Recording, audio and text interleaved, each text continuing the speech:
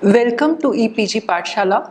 I am Dr. Aparna Vatve, Faculty of Tata Institute of Social Sciences. This module is about globalization and biodiversity conservation in India. It is part of the paper Environment and Society. In this module, we will try and understand what globalization means. We will look at how global concepts of biodiversity conservation are sometimes different from the local concepts. We will look at protected areas, protected species, and protection of traditional knowledge. In the end, we will try to address the question, what works better for conservation? Every day, our world is getting smaller. Our food comes from somewhere else. The dress that we wear is based on fashions in some other country. Our choices change with what the world is offering us. Our thinking and behavior also changes with exposure to the world. Communication, television, and today internet are constantly changing how we think and how we feel. Globalization is a process of interaction and integration among the people. It is also a process of integration among companies and governments of different nations. In the past, only products were traded between countries. Today, we also exchange policies and technology. It has been a natural process. People have always interacted with each other. They have always grown through different exposures. But today, process of globalization has become very different. It has large effects on our environment and culture. All aspects of Indian society are changing with the advent of globalization. Some are positive effects and some are negative effects. In the 1990s, industrialization grew very fast. There were different areas where industries came up at the cost of biodiversity. Biodiversity and ecosystems were not given a priority in some periods and they suffered a major loss. Around the same time, India became signatory to different global conventions. These conventions were proposing ways of conserving ecosystems and biodiversity. It had to frame conservation strategies as response to the global concerns of biodiversity. India is a megadiversity nation. It has a very large number of plant and animal species in a relatively small area. We also have very large population. Biodiversity of India is concentrated in some parts. We have what are called as endemic species. They are seen nowhere else but in India. When framing the conservation strategy, we had to look at all of these aspects. We had to think of the humans as well as the plants and animals in India. Conservation has been practiced on a small scale by many local communities. In the initial phases of framing policies or laws for biodiversity conservation, local practices of conservation were ignored. International ideas and international models were followed on a large scale. Only in the later stage, we realized that participation of local communities is a must. Changes have always happened in India right from the colonial times. During the British period, interests of the state were different from the interest of the people. People were managing their environment for their own subsistence. But when the colonial government had commercial interest, they looked at all of India as a major productive area. Forests were treated as commercial entities. Agriculture was promoted only when it was really productive. Sometimes the food crops were replaced by other kinds of cash crops. This created many problems and many conflicts between the government and the people. Colonial state only recognized rights of the landowner. User rights were neglected. In the past, kings had also had their own hunting areas. They had their pleasure gardens and parks where other people were not allowed to come. But on the whole, the kings did not assume total control over the resources. They understood and accepted that the local user rights and decision making was to be separate. The rule of the kings was not as centralized as in case of the colonial government. In the British period, land was categorized based on its use. Lands which were not productive for agriculture were all treated as wastelands. Forests were valued based upon the timber. Other forest produce such as bamboo were valued. But most of the forests were treated as inferior quality and therefore plantations had to be done in them as per the British rule. All other values of forests were neglected. People were using forests for subsistence. They had cultural values, religious values, all attached to the forest.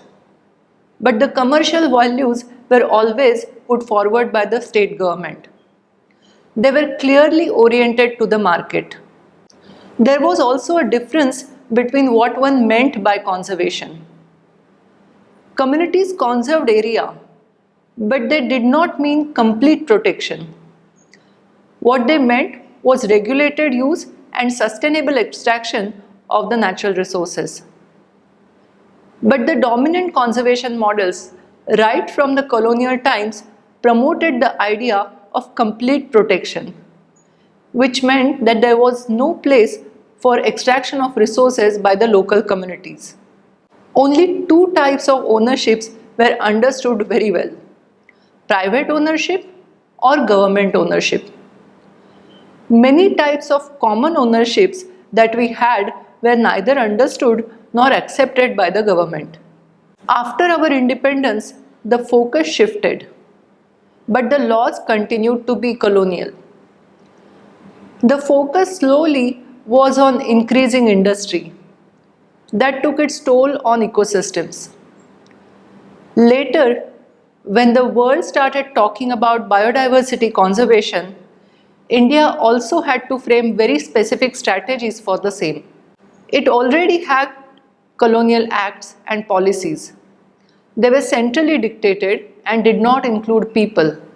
The new objective of conservation was also promoted through the same laws, and the new laws were also colonial in mindset. People's involvement in framing the law or policy was negligible. It was the national and international agencies, scientists, policymakers, and managers who took a great part in framing the conservation policies. A majority of the global strategies for biodiversity conservation were proposed after the Rio Earth Summit in 1992. This was drawing attention towards many issues in conservation. Conservation of ecosystems was mainly being done through protection areas. Conservation of ecosystem was mainly through declaration of protected areas. There was also focus on conservation of endangered charismatic species like tiger and elephant. At the same time, the need for conservation of traditional knowledge was also accepted. Indian conservation strategies mainly follow the models of conservation developed in Europe and America. Protected areas of India are planned on the lines of national parks in America. This encouraged collaboration between scientists and policymakers in both the countries. There was funding support by international conservation organizations. Various United Nations agencies also helped in the whole process. United Nations Environment Programme provides funds and guidelines for various conservation activities even now. International Union for Conservation of Nature promotes work on endangered species and habitats. It constantly updates a list of species in danger. This is called the Red List. There is a website of the same name. On this website, you will find a list of all the species in India which are considered endangered with extinction. Conservation International, Nature Conservancy, Worldwide Fund for Nature are some other organizations which have influenced plans of conservation in India. The protected areas were based on conserving representatives of wild habitats of all the ecosystems in India. The network of protected area covers almost 5% of our total geographic area. Till date, there are 103 national parks declared. There are 537 wildlife sanctuaries. But don't be surprised by the number. There are some very small islands in Andamans, each is a separate sanctuary. There are 67 conservation reserves and 26 community reserves. These two categories are fairly recent. They include people in all stages of management. In addition to this, we have around 50 tiger reserves and 32 elephant reserves. There are special areas maintained for conservation of Indian rhinoceros and other endangered species. For these animals, there are special programs. Project Tiger and Project Elephant constantly create strategies for conservation of these two main species. UNESCO has designated 7 natural World Heritage Sites. Every year, India proposes new natural heritage sites to UNESCO. 39 sites in the entire Western Ghats have been identified as World Natural Heritage Sites. We also have trans-boundary protected areas. Manas is managed by Bhutan and India. Sundarban, the large patch of mangrove forest, is managed by India and Bangladesh. We exchange strategies for conservation between two countries. Globalization of conservation has raised new issues and debates over management. One of the main or central debate was whether it is better to have complete protection or allow sustainable utilization. Despite various programs, the conflicts between these two views continued. This was mainly related to the basic declaration of protected areas. During the declaration process, people were often neglected or excluded. According to the survey in 1980s, 65% of protected areas of India were characterized by human settlements and natural resource use. Protection activities often infringed upon human rights of people living in that area. Relationship between Forest Department and people turned hostile in most places. Sasangir was declared a national park in 1975. This was the only habitat for the Asiatic lion. That forest was inhabited by pastoral communities who were settled there for several centuries. As a part of World Bank funded project, Forest Department of Gujarat forcibly displaced 845 families from the Gir National Park. This was mainly because of the pressure of international organizations. Wildlife Protection Act of 1972 was used to justify displacement, although this was never the purpose of this act. Displacement from protected area continues even today. The need to exclude people from protected area has been continuously debated. Ecological studies have shown that all human use is actually not detrimental to wildlife conservation interests. Present-day biodiversity reflects influence of past land use practices. Excluding humans can actually reduce biodiversity of some areas. In some areas, habitats have shown improvement following human use or habitation. This may not be the case true in case of all the areas. But we need to understand that such variations can exist. We cannot have the same strategy of protection for all areas or all habitats. In the early 1970s, the entire world became interested in tiger conservation. India had and still has the largest population of Royal Bengal tiger. Most of the tigers were eliminated at the time of the British. That was through hunting for sport. Later, as our population grew and forests became more and more degraded, tigers also reduced. Scientists and foresters pointed out the need for urgent protection of tiger populations.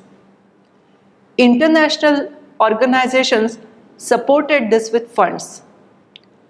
Even the common people and children in developed countries collected money in the protection of tiger fund. They were never going to see the tiger, but they were very concerned that it existed on earth. Project Tiger was started as a separate entity. Many tiger reserves were identified in already existing protected areas. All management plans of these areas were made to protect the tiger.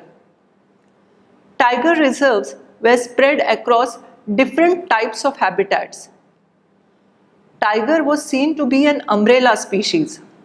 If one protected tiger, it already meant protection of these different habitats. In the initial phases, Project Tiger took a very cautious approach.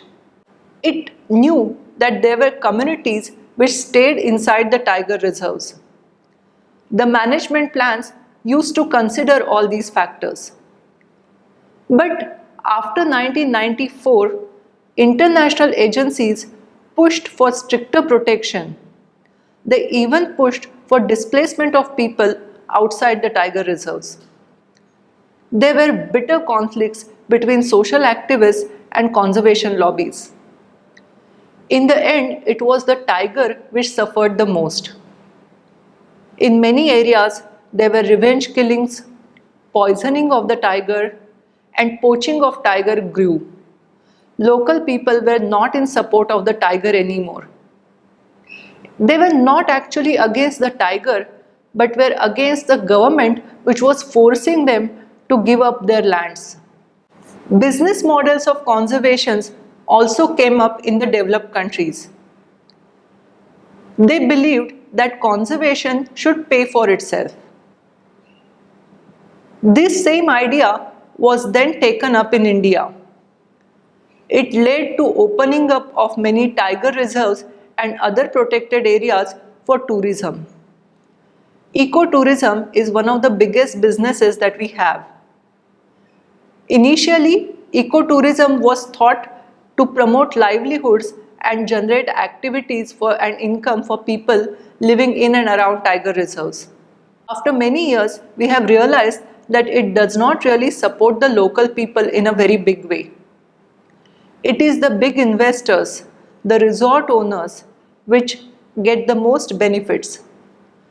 Local people end up using very small jobs in the entire ecotourism industry. In 2005, tigers vanished from Sariska Tiger Reserve and Panna Tiger Reserve. These beautiful tiger reserves had featured in many of the documentaries on wildlife. Losing tiger from them was like a shock to the entire nation. A special tiger task force was created in 2005 to look at the situation of tigers in India. It included environmentalists and social scientists. The report brought out many social issues. It showed how conflict has increased in all tiger reserves, and it recommended moving towards a more inclusive conservation model. It said that long-term conservation of tiger can be achieved only if we allow development of people in an eco-friendly manner. Another major issue has been protecting traditional knowledge. Knowledge of use of biodiversity is also a precious resource. Millions of people in India have been sharing and using plants, animals, and microbes. In the era of globalization, this knowledge is targeted because it can have huge commercial potential. There is exploitation by many foreign agencies. There are cases of biopiracy already known in India. Biopiracy refers to the use of intellectual property systems to legitimize the exclusive ownership. It is to gain control over biological resources, biological products, and processes that have been used over centuries in non-industrialized nations. India was surprised into action when patents were granted to American companies for use of neem and turmeric. Neem and turmeric have been in regular use of people in Asia for several centuries. I don't think there is even one single Indian home which does not have turmeric in its kitchen. Although India won the cases against the corporates, it was a wake-up call. Biopiracy posed a threat to several crop varieties, medicines, and other plant and animal products regularly in use in India. Biodiversity Act was created in 2002 to ensure protection against biopiracy. This act protects rights of local communities who have maintained the knowledge of biodiversity use. International agreement known as Nagoya Protocol lays down standards for access and benefit sharing about biodiversity resources. Convention on Biological Diversity, Agenda 21 are some of the international instruments that protect the rights of indigenous communities. Nagoya Protocol ensures sharing the benefits of biological resources in a fair and equitable manner. It contributes towards conservation and sustainable use of biodiversity. India is signatory to this, yet it has not been implemented fully. Inclusion of local communities is possible in laws and provision making. As per this protocol, inclusion of local communities is possible in decision making about traditional knowledge. But we don't really know if it will help the communities in future or will just be another way of central decision making. India has taken several important decisions and created laws and acts that conserve biodiversity and habitats of local communities. In practice, however, it is the international agencies which dictate the objectives of conservation through their collective force. Very often, the local communities are consulted only in the later stages and have very little voice in making decisions about their conservation. In spite of the well-documented history of community-based conservation, we are not really using these practices for future. There is a need to take a bottoms-up approach to conservation and help communities to define the objective of conservation. National and international agencies can play a supporting role in this. In this module, we have seen how conservation of biodiversity in India is often influenced by global ideas. Globalization has been supporting this process. At present, we have a mix of global, national, and local agendas for conservation. Very often, these agendas seem to work against each other. It is necessary that we try to combine and harmonize these three approaches if we want to preserve our unique biodiversity. I hope you have enjoyed listening to this module. You can take a look at our e-text for details. There are books, websites, and other links given in the essential reading section. Thank you very much for staying with us.